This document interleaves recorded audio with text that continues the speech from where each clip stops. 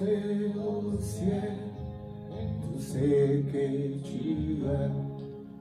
Combien Jésus-Christ est riche en bonté, et toi, terre des eaux, les bétails des champs, oh, louez-les car il est bon. Combien il est bon, combien il est bon, combien il est bon, mon Seigneur, mon Dieu, combien il est bon, alléluia. Oui, je les louerai toujours. Combien il est bon, combien il est bon, combien il est bon, mon Seigneur, mon Dieu, combien il est bon, alléluia. Oui, je les louerai toujours. Il nous a créés pour la vie éternelle, mais nous avons péché et avons tout perdu. Il nous a bonté, il s'est décidé de nous amener à la vie. Combien il est bon, combien il est bon, combien il est bon, mon Seigneur, mon Dieu, combien il est bon, alléluia. Oui, je les louerai toujours. Combien il est bon, combien il est bon, combien il est bon, mon Seigneur, mon Dieu, combien il est bon, alléluia. Oui, je les louerai toujours. Que le Seigneur vous bénisse. Shalom, shalom, shalom. Ce matin, cet après-midi, nous vous saluons tous dans le nom du Seigneur Jésus-Christ ce matin et cet après-midi par rapport à là où vous vous trouvez.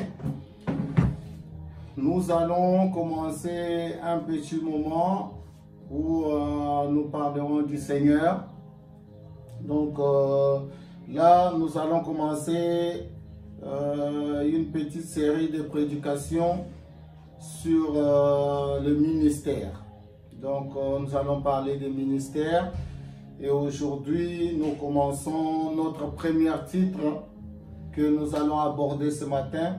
Nous allons commencer par lire une écriture que nous prendrons dans Romains au chapitre 12.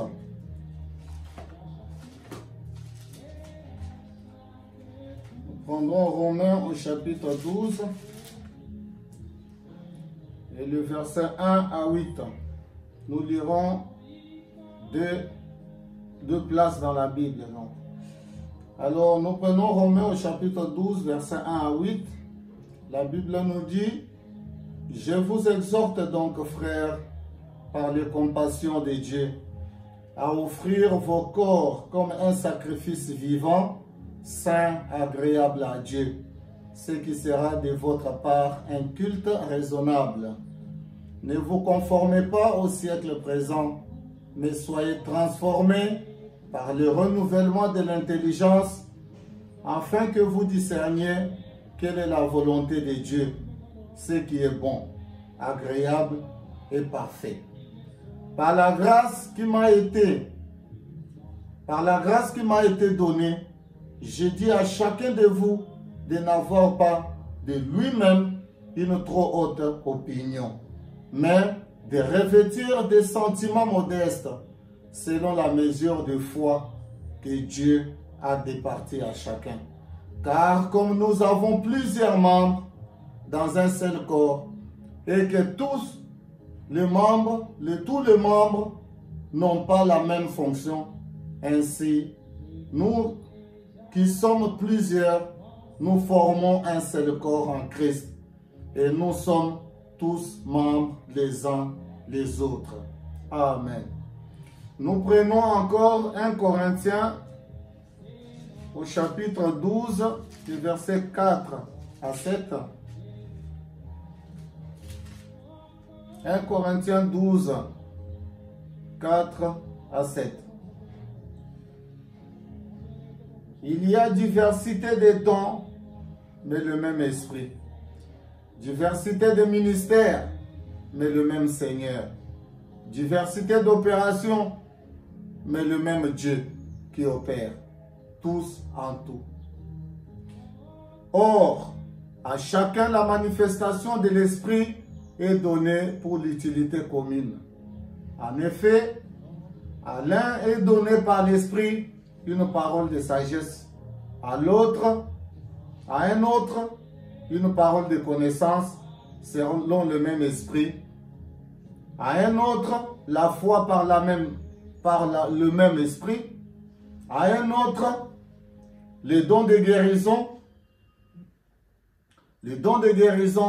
par le même esprit, à un autre, les dons d'opérer des miracles, à un autre, la prophétie, à un autre, le discernement des esprits, à un autre, la diversité des langues, à un autre, l'interprétation des langues. Un seul et même esprit opère toutes ces choses, les distribuant à chacun en particulier comme il veut. Donc, bien-aimés frères et sœurs, nous allons adresser à Dieu un mot de prière. Seigneur éternel, nous te bénissons ce matin de nous avoir accordé le souffle de vie, Seigneur. Nous te prions, ô Dieu, afin que tu nous accordes ton esprit, que tu nous mettes de côté, Seigneur, que tu mettes tes paroles dans notre bouche. Sanctifie ces moments et accorde-nous ta sainte présence pour ta gloire, au nom de Jésus-Christ. Amen. Que Dieu vous bénisse encore une fois. Nous sommes là pour partager ce petit moment ensemble où nous allons parler de notre Dieu. Nous allons parler du Dieu immuable, de lui qui nous donne la vie, de lui qui nous inspire, de lui qui nous a choisi dès la fondation du monde à vivre dans cet âge mauvais, cet âge de la fin, cet âge où nous vivons plusieurs choses, cet âge où il y a toutes sortes de choses qui arrivent. Donc, nous allons parler de ces dieux-là. Que Dieu vous bénisse richement. Alors, nous allons parler, comme je le disais, nous allons prendre un moment où nous allons parler du ministère. Et aujourd'hui, nous commençons notre premier thème qui est l'appel. Nous allons voir qu'est-ce que l'appel et tout ce qui va avec. Nous prendrons un peu de temps. Si ça dure longtemps, ne nous tenez pas rigueur, parce que nous avons pris la décision de lire le prophète William Marion Branham. Alors c'est ce que nous allons faire. Donc nous voulons vraiment répéter ce qu'il a dit, parce qu'il a été dit par William Branham que répéter que ce que disent les bandes. Aujourd'hui nous allons faire jouer les bandes. Ne me regardez pas moi. C'est les bandes que nous allons faire jouer. Donc, vous allez me supporter. Si je lis beaucoup, c'est parce que j'ai pris la décision de lire les bandes, de faire jouer les bandes comme a dit William Branham. Alors, supportez que je fasse jouer William Branham. Donc, là, aujourd'hui, dans Romains, nous avons vu que nous avons plusieurs ministères que Dieu, avec un corps, dans un seul corps qui est Christ, nous avons chacun. Nous sommes chacun une partie du corps. Il y a ceux qui sont le doigt, la tête, les yeux, les pieds, les cheveux, les ceci et cela. Chacun a une place dans le corps du Seigneur. Pour dire que chacun a un rôle à jouer. Chacun a un rôle. Chacun a quelque chose à faire. Si Dieu t'a amené sur la terre, si Dieu t'a placé sur la terre, c'est qu'il a quelque chose qu'il a placé en vous pour que vous puissiez œuvrer pour son corps, pour l'édification du corps du Seigneur. Donc je l'ai dit terre à terre avec des termes plus faciles pour typifier chacun à une partie du corps pour que vous puissiez comprendre que nous sommes tous utiles et qu'il n'y a personne qui est inutile. Donc comme je vous disais, nous allons faire jouer William Branham comme il est dit dans Exposé des âges de l'Église à la page 156. Exposé de l'âge de l'Église, page 156. Donc, il parle dans l'âge de Smyrne. Qu'est-ce qu'il dit? Nous retrouvons le même modèle dans chaque âge. C'est pour cela que la lumière vient à travers un messager dans une certaine région. Ensuite, à partir de ces messagers, la lumière se répand à travers le ministère d'autres personnes qui ont été fidèlement enseignés, mais il est évident que tous ceux qui sortent n'apprennent pas toujours combien il est nécessaire de ne dire que ce que dit le messager, de ce que le messager a dit. Souvenez-vous, Paul a mis en garde les gens pour qu'ils ne disent que ce qu'il avait dit. 1 Corinthiens 14, chapitre 14 au verset 37. Si quelqu'un croit être prophète ou inspiré, qu'il reconnaisse que ce que je vous ai écrit est un commandement du Seigneur. Quoi? Est-ce de chez vous que la parole de Dieu est sortie? Ou est-ce à vous seul qu'elle est parvenue? Il ajoute par ici ou il tranche par là, il retranche par là. Avant longtemps, le message n'est plus pire. Et le réveil s'éteint. Donc, comme nous devons faire attention à n'écouter qu'une seule voix, car l'Esprit n'a qu'une seule voix qui est la voix de Dieu. Paul, de même que Pierre, les a avertis de dire ce que lui, il avait dit. Il les avertit en disant que même lui, Paul, ne pouvait pas changer une seule parole de ce qu'il avait donné par révélation. Oh, comme il est important d'entendre la voix de Dieu à travers ses messagers, puis de dire ce qui leur a été donné à dire aux églises.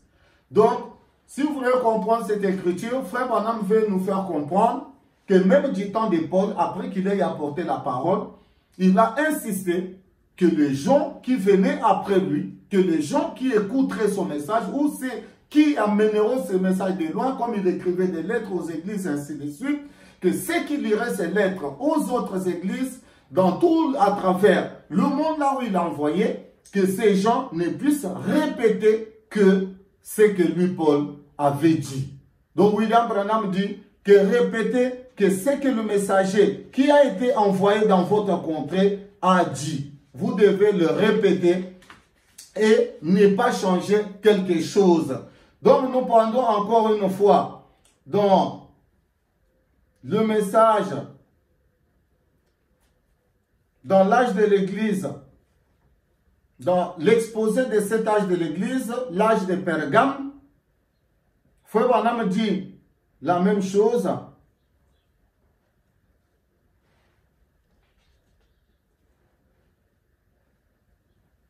Il essaye d'expliquer comment les gens ont essayé d'amener la politique dans l'Église au lieu de laisser que le message ou que le messager ou que le message puisse prendre place.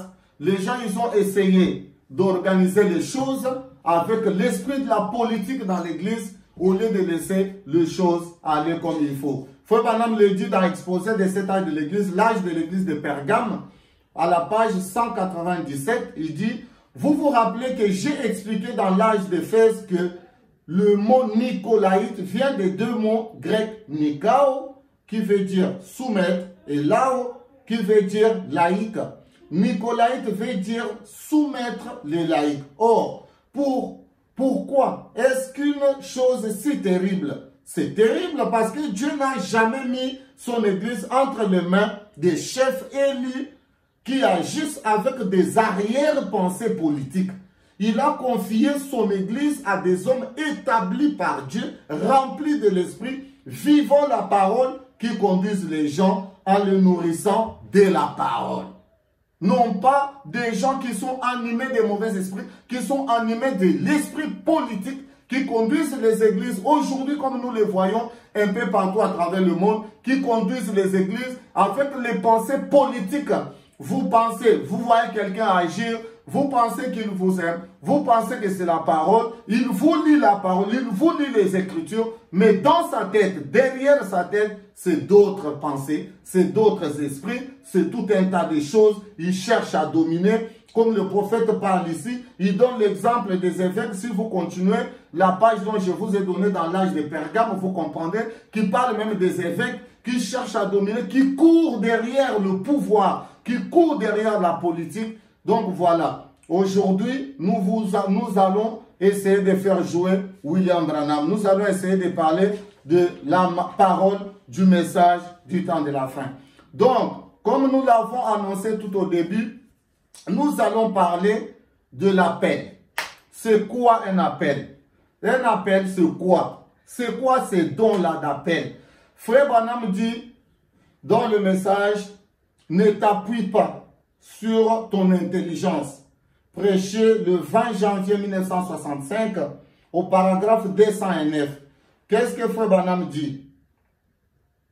Un don de Dieu, c'est un moyen que vous avez de vous ôter du chemin. De vous ôter du chemin. C'est ça un don de Dieu. Le don de Dieu, c'est un moyen que Dieu a donné à l'homme de l'ôter du chemin. ôter l'homme du chemin. Et le don et les appels relèvent de la prédestination de Dieu. Donc les dons que Dieu donne à un homme, les appels, donc l'appel que Dieu donne à un homme. Frère Branham dit que ça relève de la prédestination. Et il continue en disant, les dons et les appels sont même sans repentir. Vous naissez avec. Donc le don, les appels, vous naissez avec. Ce n'est pas un homme, ce n'est pas un séminaire, ce n'est pas un pasteur quelque part qui transmet le don, qui donne un don ou qui appelle un ministre quelque part. Non, ça c'est un don qu'on est avec. Vous naissez avec et c'est quelque chose que Dieu vous a donné par prédestination. Et Frère Branham éclaircit, en continuant sur la citation, il dit, c'est un petit levier pour vous faire passer d'une vitesse à une autre. Mais vous ne pouvez pas appuyer sur l'accélérateur. Vous voyez? C'est Dieu qui doit le manœuvrer. Donc cet accélérateur sur laquelle vous devez appuyer pour rebondir ce que Dieu a mis en vous avant que vous puissiez naître. Donc Frère Branham dit qu'il n'y a que Dieu qui peut appuyer dessus pour essayer de le relever, pour essayer de le booster afin qu'il puisse se manifester. Voilà. Donc, aujourd'hui, cet après-midi, nous prions Dieu, nous demandons au Seigneur afin qu'il puisse appuyer cet accélérateur, afin de nous donner des bons moments. Que le Seigneur vous bénisse richement partout où vous nous suivez. Alors, nous allons voir pourquoi Dieu appelle, ou Dieu envoie, pourquoi Dieu envoie des ministres. Nous prendrons, il y a toujours Frère Branham qui va nous répondre à toutes ces questions que nous nous posons souvent. Nous prendrons dans la brochure l'appel d'Abraham. L'appel d'Abraham qui a été prêché le 16 novembre 1955. Frère Branham dit au paragraphe 50, et puis, pour cette raison, il envoie des prédicateurs et il envoie des prophètes. Il envoie différents ministères et il les établit. Il les établit dans l'Église pour sa gloire. Afin que les gens puissent voir et croire. Dieu envoie ces gens dans l'Église. Dieu envoie ces ministères, toutes ces personnes dans l'Église. C'est pour que Dieu, les gens, le croyant, puissent voir. C'est pour que le croyant puisse voir et croire à sa parole. Voilà le pourquoi Dieu envoie ces gens-là dans l'Église. C'est ça au fait, bien-aimés frères et sœurs. Alors nous allons voir quels sont ces genres de personnes. que Dieu envoie. Comment est-ce qu'ils sont? Hein? Qui est-ce qu'il appelle? Il appelle qui? Hein? C'est la sorte de ces gens-là. Frère Branham le dit, ne t'appuie pas sur ton intelligence. Frère Branham dit, ne t'appuie pas sur ton intelligence, qui a été prêché, comme on l'a lu tout à l'heure, celui qui a été prêché le 20 janvier 65. Il dit premièrement que c'est un don qu'on est avec, que c'est Dieu lui-même qui appuie sur l'accélérateur pour faire rebondir cette chose-là en vous. Ça, c'est la première des choses. La deuxième des choses, dans exposer de l'âge de l'Église, de cet âge de l'Église, dans l'âge de Philadelphie, qu'est-ce que Frère Branham nous dit? Frère Branham nous dit dans l'exposé de cet âge de l'Église, l'âge de Philadelphie, à la page 296, Frère Branham dit, chaque dénomination jure que c'est elle qui a la clé de l'autorité sur l'Église. Chaque dénomination prétend que c'est elle qui a le pouvoir d'ouvrir la porte.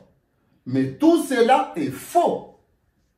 C'est Jésus et Jésus seul, c'est lui qui place le membre dans le corps. C'est lui qui suscite le ministère parmi eux. Dans les églises, bien mes frères. Il n'y a aucune dénomination. Il n'y a aucun pasteur, comme je l'ai dit tout au début. Il n'y a personne qui peut donner un ministère à l'autre. Frère Branham dit que c'est Jésus et Jésus seul qui donne. C'est lui qui place les membres dans le corps. C'est lui qui suscite le ministère parmi eux. Il met ses dons à la disposition de son épouse. Il prend soin d'elle et dirige ses pas. Après avoir mis le ministère en vous, qui est une prédestination, qui est un don avec lequel vous naissez, Frère Branham dit que Dieu, il prend soin de vous. Il prend soin de ces ministères-là. Il prend soin de ces dons-là qu'il a placés en vous. Et dirige vos pas. Elle n'appartient qu'à lui seul. Et il n'en a pas d'autre. Ça, c'est William Branham qui le dit. Il n'y a personne d'autre. Il n'y a que Dieu qui peut mettre ou qui peut vous accorder quelque chose en vous, bien-aimés frères et sœurs. Franchement, nous continuons avec notre petit enseignement. Et troisièmement, il dit dans le message, le baptême du Saint-Esprit. Le baptême du Saint-Esprit prêché le 28 septembre 1958 au paragraphe 61. Frère Branham dit troisièmement. Premièrement, il est dit, comme nous l'avons dit, que c'est un don qu'il donne, que vous naissez avec. Deuxièmement, c'est lui-même qui place les gens dans le corps du Seigneur. Troisièmement, nous allons lire ici dans le baptême du Saint-Esprit, qui a été prêché le 28 septembre 1958, il dit au paragraphe 61, maintenant, le Dieu infini, qui peut dire la fin dès le commencement, et alors, vous aurez sauvé, donc, vous aurez sauvé cette semaine, tout en sachant que l'année prochaine, vous allez rétrograder et qu'il va vous perdre. Eh bien, pourquoi ferait-il une telle chose? Pourquoi il ferait une telle chose? Vous sauvez aujourd'hui et la semaine prochaine, vous rétrogradez. Dieu ne peut pas faire des choses comme ça. Alors, il continue, il dit, ce serait de la folie. Je ne ferai pas ça. Si je fais de vous mon ami aujourd'hui, sachant que vous allez devenir mon ennemi demain, eh bien, je ne le ferai pas. Je vous laisserai bien tranquille. Vous voyez, Dieu fait de vous son serviteur aujourd'hui parce qu'il sait et savait avant que vous soyez jamais venus sur la terre. Avant même que vous veniez sur la terre, Dieu savait que vous serez son serviteur. C'est pourquoi il fait de vous son serviteur aujourd'hui. Alléluia. Amen. Donc, Quand il a créé le calcium qui se trouve dans votre corps, quand il a créé la lumière cosmique et tout ça qui est en vous, quand le pétrole et tous ces constituants hein, qui forment votre être, quand Dieu a créé cela sur la terre, il connaissait chaque fibre de votre être et ce que vous feriez. Voilà le Dieu en qui nous avons cru. Voilà comment et quel genre de personnes et comment il appelle. Voilà les genre de personnes qu'il appelle. Alors nous allons voir comment est-ce que Dieu appelle ou la manière de Dieu l'appeler. Nous allons voir que Frère Branham explique que la manière des hommes a toujours été différente de celle de Dieu. La façon de choisir des hommes. Les hommes ont toujours choisi par leur provenance, leur ceci, leur amitié, leur relation, ainsi de suite. Mais ça a toujours été des choix charnels. Donc voilà ce que Frère Branham, nous allons le lire. Nous allons lire cela. Frère Branham le dit dans...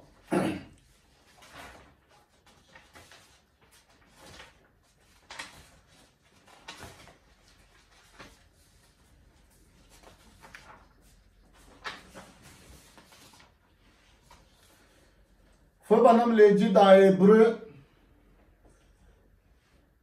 au chapitre 5 et 6, première partie, au paragraphe 24. Ainsi, lorsque Dieu a choisi Paul, les hommes ont choisi Matthias. Lorsqu'on a tiré au sort, mais il n'a jamais rien fait. Cela montre donc quelle autorité l'Église a de faire un choix, d'élire ses diacres et d'envoyer ses prédicateurs à divers endroits. Cela est souvent charnel. Ce que les gens ont souvent choisi, ce que l'Église a souvent choisi, ça a souvent été charnel.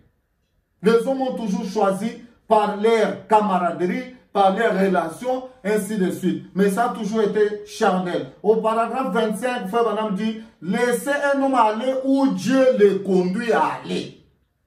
J'aime ça. Si les gens dans une réunion disent simplement, eh bien, voici une belle église. Ses frères ont établi une jolie église. Et s'ils ont un petit favori, ils l'enverront à cette église.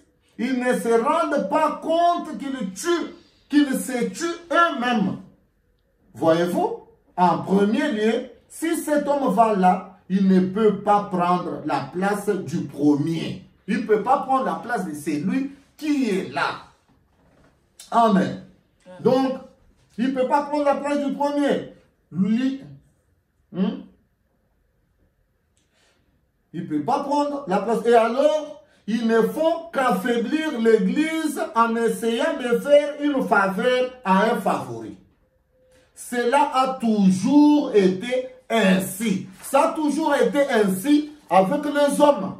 Le choix des hommes. Ça a toujours été comme ça. L'homme a toujours choisi par sentiment. Ils ont choisi Matthias à la place de Paul, alors que Dieu avait choisi Paul. Regardez ce que la Bible dit, que Matthias n'a jamais rien fait. Ça n'a jamais été marqué quelque part de ce que Matthias a fait, mais vous savez ce que Paul a fait. Paul a écrit presque tout le Nouveau Testament. Depuis les actes des apôtres jusqu'à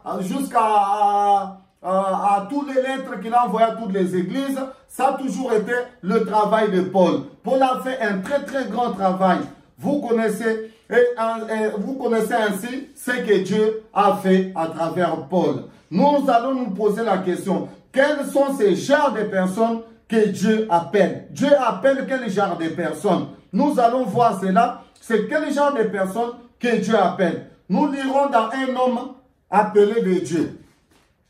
Nous allons voir un peu quelle sorte de gens que Dieu appelle. Un homme appelé de Dieu, prêché le 5 octobre 1958, au paragraphe 34, Frère Branham dit, Dieu n'appelle que très rarement les hommes intelligents, ceux qui sont instruits, les intellectuels. Ils ont leur rôle à jouer. Et ce sont des grands hommes. Ce sont des grands hommes. Mais généralement, lorsque Dieu veut que le travail se fasse, il prend quelqu'un qui connaît à peine son alphabet. Sondez les Écritures, cherchez dans l'histoire. Les hommes qui ont été quelqu'un pour Dieu, ce n'étaient pas des hommes qui avaient une grande instruction, mais des hommes qui n'avaient aucune instruction. Sinon juste le désir dans le cœur de servir Dieu. Juste le désir. Juste cette envie-là de servir le Seigneur. C'est des gens comme ça que Dieu a choisi. Dieu a choisi des personnes comme ça. Il n'a pas cherché à avoir de l'intelligence à gauche, à droite. Qu'est-ce que Frère Branham dit? Il a pris les laboureurs, il a pris les bergers, les pêcheurs, les chasseurs, ceux qui vivaient dans la nature, dans la tranquillité et la quiétude de la nature. Là, Dieu pouvait leur parler. Et ce sont ceux-là qu'il a appelés. Regardez la façon de faire de Dieu. Il ne va pas voir des gens qui ont un français raffiné, des gens qui ont des grands diplômes, des gens qui peuvent savoir manipuler la Bible, les Écritures, rassembler des choses. Ce ne sont pas des gens comme ça que Dieu a choisi. Dieu a souvent choisi des gens qui ne sont presque rien aux yeux des hommes. Des gens qui n'ont aucune connaissance. Mais bien mes frères, les intellectuels, on ne dit pas que Dieu ne peut pas les choisir.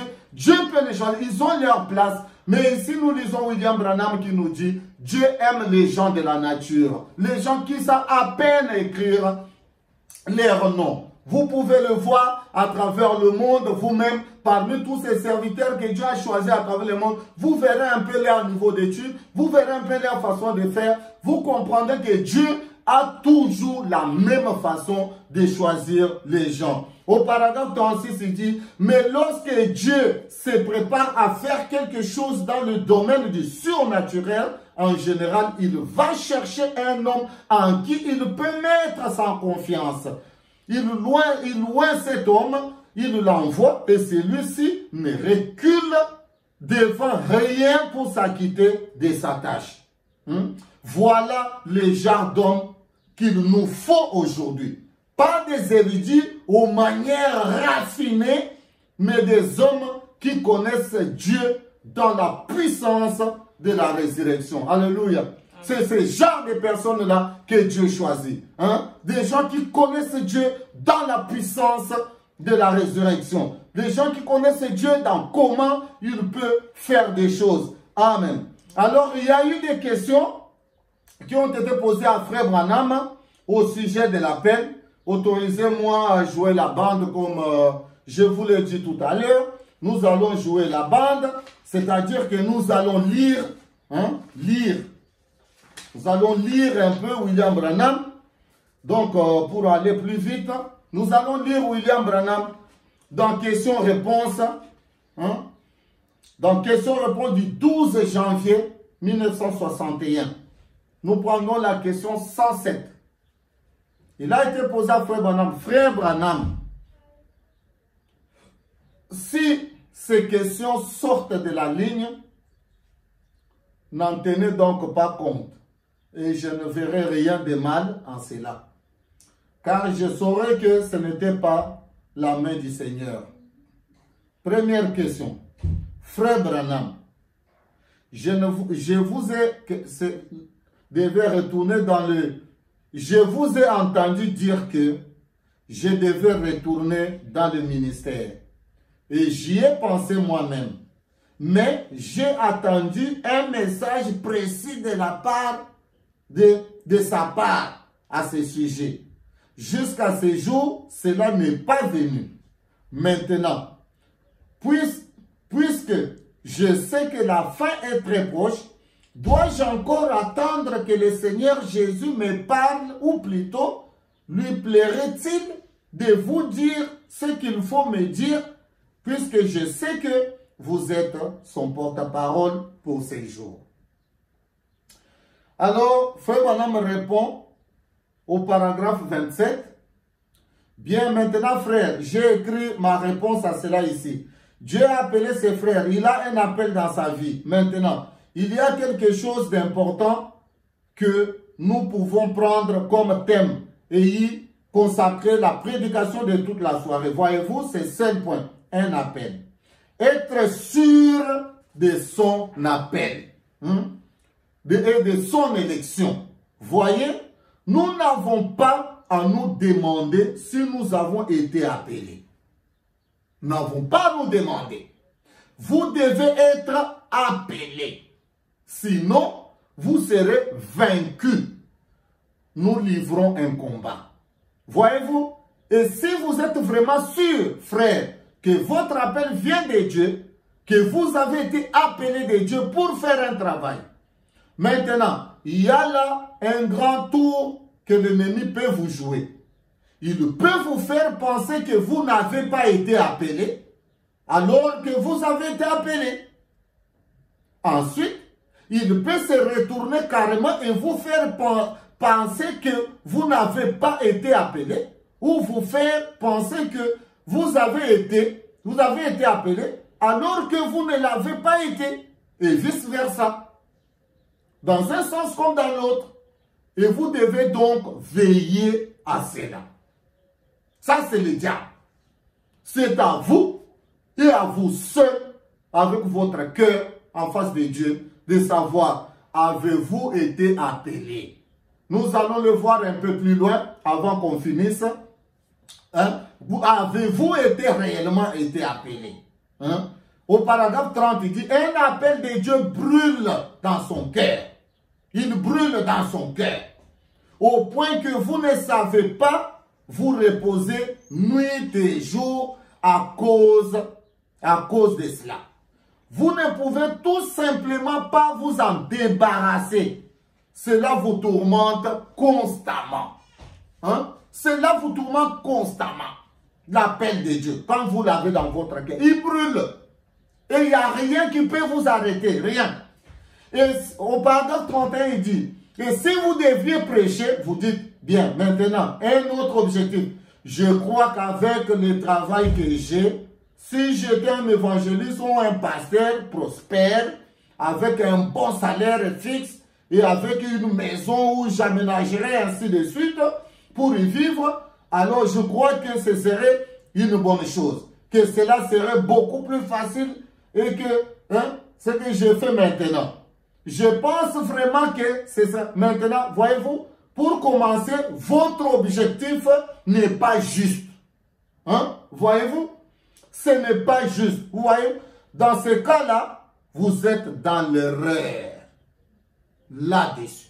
Vous êtes dans l'erreur. Aussi longtemps que vous pensez que je vais devenir ministre, je vais devenir ceci, cela, je vais prêcher pour devenir telle ou telle personne, pour devenir quelqu'un avec des biens, l'argent, toutes ces histoires-là, devenir quelqu'un de grand. Frère Branham dit, dès le début, vous êtes déjà dans l'erreur. Au paragraphe 32, il dit, ensuite, vous dites, bien, peut-être comme je suis, je pense peut-être que je serai plus populaire parmi les gens, voyez-vous, vous rendrez compte qu'un grand échec, vous vous rendrez compte qu'un grand échec vous attend. Si vous pensez devenir populaire là, en étant ministre, je vous dis qu'il y a un grand échec qui vous attend certainement. Voyez, paragraphe 33. Mais alors, si votre objectif est celui-ci, peu m'importe si je dois manger du pain sec et boire de l'eau plate, je prêcherai néanmoins l'évangile. Quelque chose remue en vous. Alléluia. Ou je prêche l'évangile ou je meurs. Voyez-vous, alors, vous vous rendrez quelque part parce que c'est Dieu qui traite avec vous. Dieu lui-même s'est fait connaître à vous parce que Dieu ne vous laissera simplement pas tranquille. Et d'habitude, un homme appelé de Dieu n'aime jamais le faire. Avez-vous déjà pensé à cela? Alléluia. Un homme que Dieu a appelé, un homme qui a ces feux-là qui brûlent en lui. Frère Branham dit, généralement, il n'aime même pas faire ce travail-là. Il n'en fait pas quelque chose d'extraordinaire où il pense qu'il n'y a que lui, il n'y a que lui, il n'y a que lui. Non, non, non, non, non. C'est quelqu'un effacé qui essaye même de fuir ce travail-là, qui ne veut même pas le faire. C'est ça un homme qui est appelé de Dieu. Gloire au Seigneur.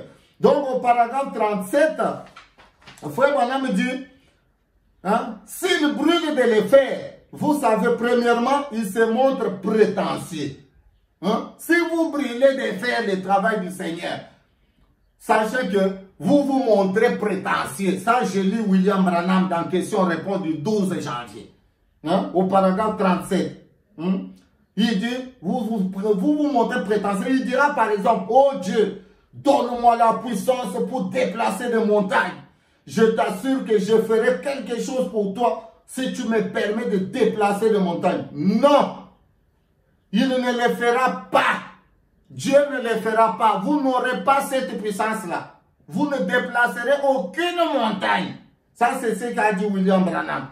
Il ne sait même pas afficher une attitude correcte. Hein? Voyez-vous? Par conséquent, il ne pourra jamais déplacer des montagnes pour Dieu. Jamais. Vous ne déplacerez jamais. Hein? Paragraphe 38. Prenez par exemple Paul. Pensez-vous que Paul pouvait se défaire de son appel? Vous pensez qu'il pouvait se défaire? Non.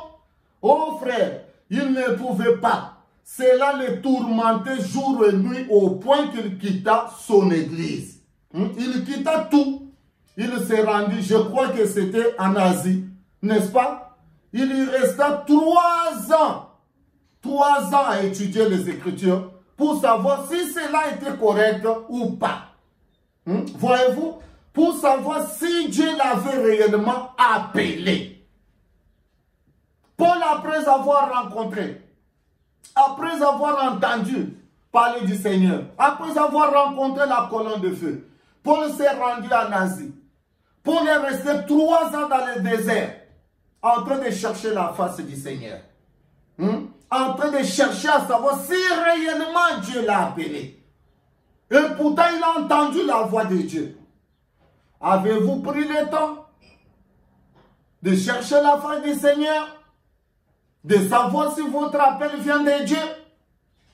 Bien-aimés frères et sœurs, ainsi, frères, si Dieu vous appelle et que cela continue à ronger votre cœur, alors je dirais, rejetez tout fardeau et les péchés que vous enveloppent si facilement.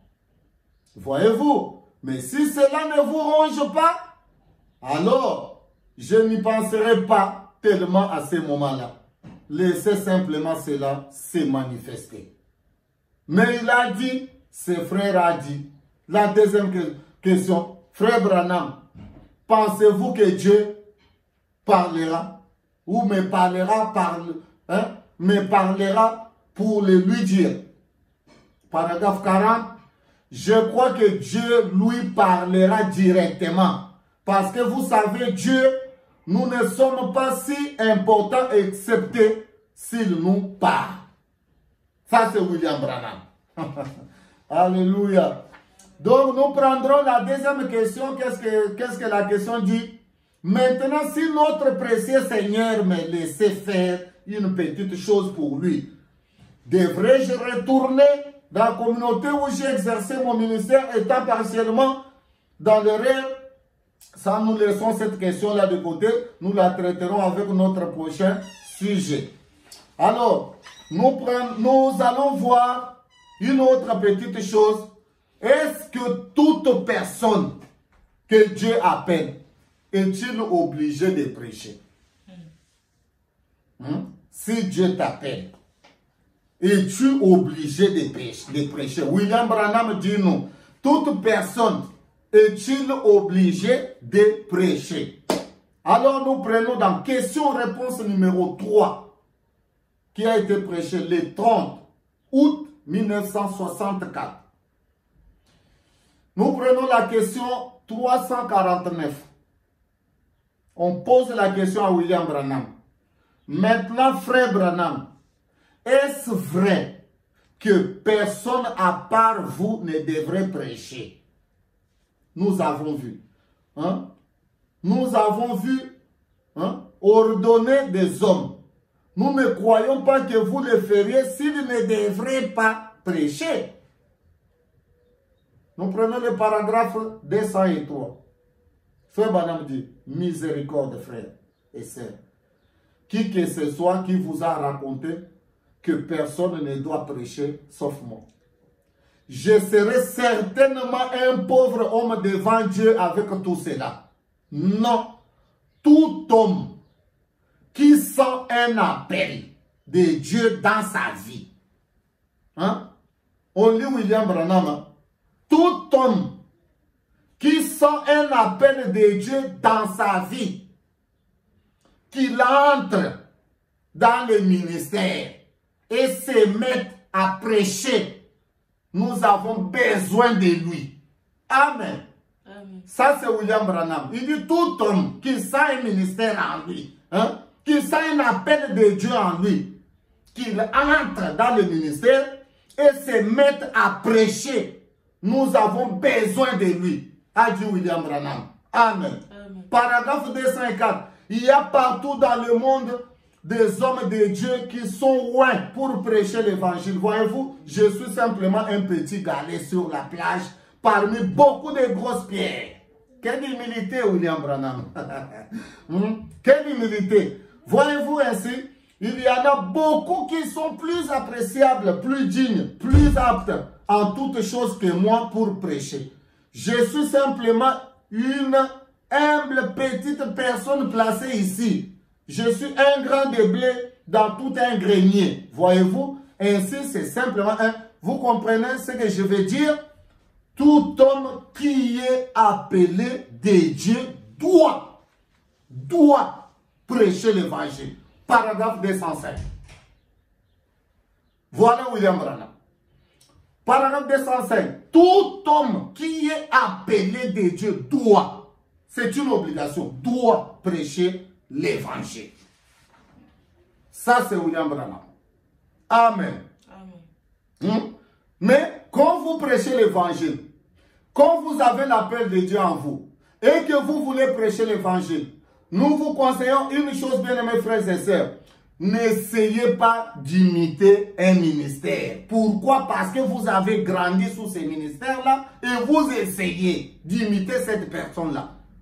Cherchez Dieu pour vous. Cherchez Dieu. Prêchez quelque chose que Dieu a placé dans votre cœur. Ne cherchez pas à imiter quelqu'un. Nous allons le voir avec William Branham. Qu'est-ce qu'il dit? Dans Laisser échapper la pression, qui a été prêché le 13 mai 1962. Frère Branham dit au paragraphe 91. Les gens essayent de prendre, d'imiter le ministère de quelqu'un d'autre. Un ministère auquel ils n'ont pas été appelés. Hein? Et cela va finalement exploser. Ça va exploser parce que vous imitez. Vous essayez d'imiter un ministère. Pourquoi? Parce que c'est sous ce ministère-là que vous avez cru, ou c'est sous ce ministère-là que vous avez été enseigné, et vous voulez prêcher, vous voulez travailler pour le Seigneur, vous vous mettez à imiter. Frère Branham dit, ça va exploser. Et il continue, il dit, vous devez être ordonné de Dieu. Il faut que ça soit Dieu, non pas une poignée de mains. Hein? Non pas une poignée de mains pour vous ordonner, mais Dieu. Une histoire sentimentale. Hein? Des gens qui viennent vous mettre des mains, des histoires sentimentales. Mais il faut venir sur base du sang versé de Christ et de votre foi dans ce que Dieu a fait pour vous par Jésus-Christ. C'est sur base de cela que vous devez venir. Sinon, vous allez exploser à un moment donné. À un moment donné, vous allez exploser. Quelqu'un vous marchera sur les pieds et vous vous emporterez. Ah, William Branham, il a tout dit. Quelqu'un vous marchera simplement sur les pieds. Ah, pourquoi il m'a dit ça? Et vous allez exploser. Pourquoi? Parce que vous étiez en train d'imiter. Vous étiez en train d'imiter quelqu'un. Alléluia. Donc, vous voyez, c'est une pression qui s'accumule tout le temps. Et bientôt, ça va exploser. Ça, c'est William Branham. Donc, vous ne devez pas imiter quelqu'un. Vous devez essayer de travailler pour vous-même. Quand vous sentez en vous l'envie de faire quelque chose pour Dieu, n'attendez pas. N'attendez pas. N'attendez pas. Frère Branham dit dans Dieu ne juge pas. Dans le message Dans le message, Dieu ne juge pas un homme sans l'avoir d'abord averti. Il dit au paragraphe 73. C'est un message qu'il a prêché le 24 juillet 1963. Frère Branham dit au paragraphe 73. Le message est donc urgent. Le temps est proche. Ne vous amusez pas là avec d'autres choses. À obtenir une licence en lettres et trouver quelque chose, l'heure est proche. Voilà le problème qu'ont les gens aujourd'hui. Nous cherchons à bâtir des grandes écoles et à voir des grandes choses comme cela.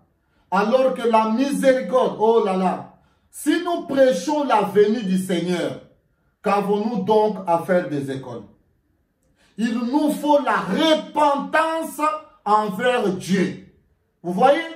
Paragraphe 74.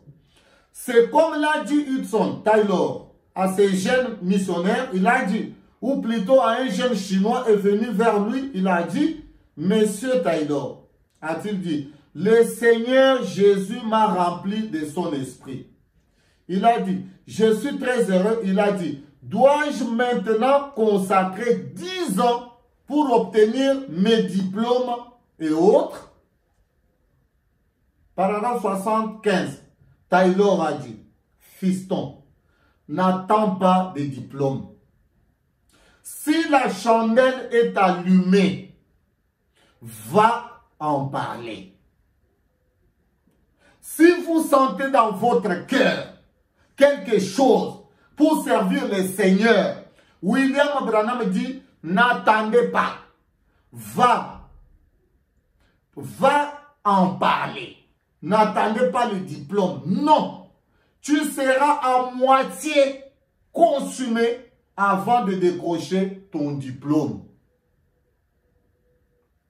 Paragraphe 76, il dit, allons-y. Alors que c'est allumé, si vous ne savez rien d'autre, dites simplement comment c'est allumé.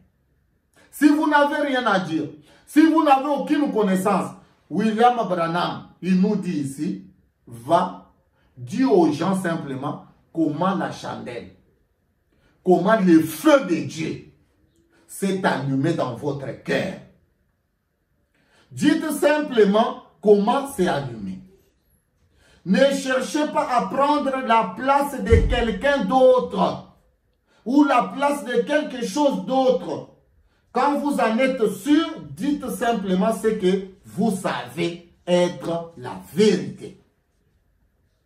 Voici comment cela est venu sur moi. Racontez aux gens simplement, voici comment cela est venu sur moi et voici ce que j'ai ressenti. Si vous ne savez pas plus que cela, dites cela, allons-y. Le message est urgent. Le temps est proche. Amen. Le temps est proche. Le temps est très proche. Dites, répétez simplement ce que vous avez, l'expérience que vous avez. Le fait que vous avez rencontré la colonne de feu. Votre expérience avec Dieu. Racontez simplement aux gens cette expérience-là. Frère Branham dit que cela suffit.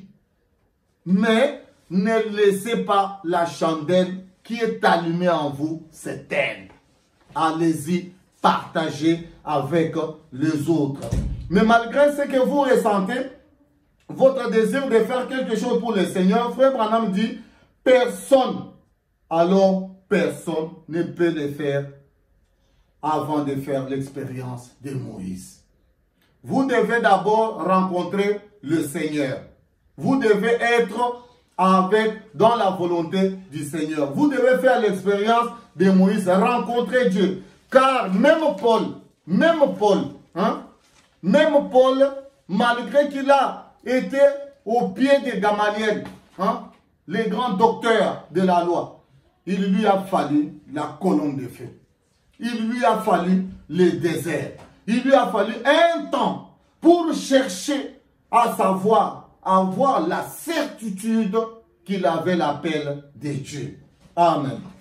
Donc voilà ce que Paul a essayé de faire. Nous allons le lire dans pourquoi il fallait que ça soit le berger, qui a été prêché le 21 décembre 1964.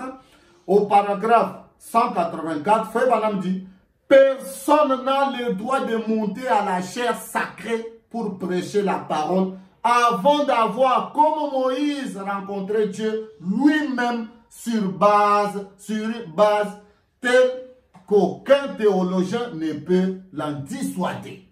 Hein? Aucun théologien ne pourra l'en dissuader. Donc, il doit entrer en contact avec Dieu. Amen. Amen. Donc, qu'est-ce qu'il dit? Il continue, il dit...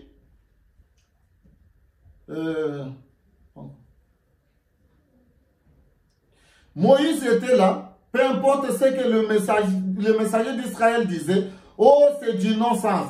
Tu n'as fait que t'imaginer. Avoir vu cela, c'est du non-sens. Vous ne pouvez pas ôter cela de lui. Il en était sûr, il était là. C'est lui qui avait expérimenté la chose. Et personne, à cause d'un diplôme de théologie ou d'un quelconque diplôme de docteur, n'a le droit de se tenir derrière la chair pour proclamer le message de Jésus-Christ avant d'avoir premièrement rencontré Dieu face à face dans la colonne de feu.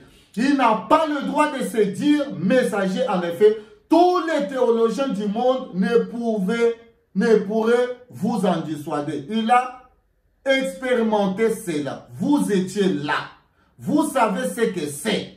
Peu importe ce que quelqu'un d'autre dit ou combien il peut le dire, ces jours sont passés. Ce n'est pas ça.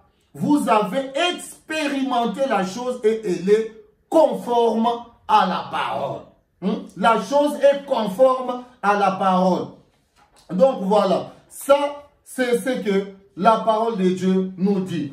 Donc, vous devez vous-même faire l'expérience. Vous devez vous-même avoir été en face de Dieu. Non pas ce que les églises font aujourd'hui. Non pas la politique que nous voyons aujourd'hui dans les églises. Bien mes frères et sœurs, nous devons faire très attention de tout ce que nous voyons aujourd'hui. Si Dieu vous appelle, il vous mettra exactement à l'endroit, à votre place, car il n'y a personne qui peut prendre la place de l'autre. William Branham le dit dans je serai avec toi comme j'étais avec Moïse, qui a été prêché le 11 septembre 1960 au paragraphe 27. Il dit, j'ai dit non, ne faites pas ça. Lorsque vous le faites, alors Dieu ne peut pas vous utiliser. J'ai dit, la seule chose à faire, c'est juste aller de l'avant en tant que chrétien. Si Dieu vous a appelé, il vous mettra exactement là où est votre place. Amen. Il vous mettra là où est votre place. Nous sommes au temps de la fin. Et Dieu a besoin des hommes pour préparer son épouse. Chacun de nous, chaque personne a une place. Il a quelque chose à faire. Il a quelque chose à dire. Il a quelque chose que Dieu a mis en lui pour qu'il puisse accomplir. Ça, c'est ce qu'a dit la Bible, comme il est dit dans Éphésiens. Dans Éphésiens, au chapitre 4, versets 7 à 12. Et nous allons terminer par là. Éphésiens. Nous prenons dans Éphésiens au chapitre 4, versets 7 à 12. La Bible nous dit,